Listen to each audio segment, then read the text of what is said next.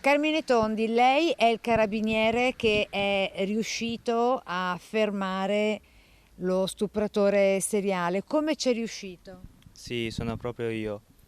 La sera del 10 aprile avevo appena terminato il mio turno di servizio e mi stavo preparando per uscire, quando siamo stati avvisati che siamo venuti a conoscenza che c'era stata una violenza sessuale ai danni di una bambina di 11 anni. Allora prontamente siamo scesi tutti in ufficio e grazie anche al nostro comandante ci siamo dislocati nelle varie zone di Mestre alla ricerca di questo soggetto. Sulla Gazzella in auto con i colleghi, dopo aver battuto a tappeto tutte le zone di Mestre, parchi, aree commerciali, il centro città, l'intuizione arriva ai giardini di Via Piave. Sono trascorse pochissime ore dalla brutale violenza aggravata. Il carabiniere riconosce lo stupratore, sebbene con abiti nuovi appena comprati a Padova, e lo chiama per nome. Transitando in Via Piave abbiamo notato questo soggetto che era molto agitato, nervoso, girava senza una meta. Un soggetto con fare sospetto che chiedeva informazioni, monete a tutte le persone che passavano.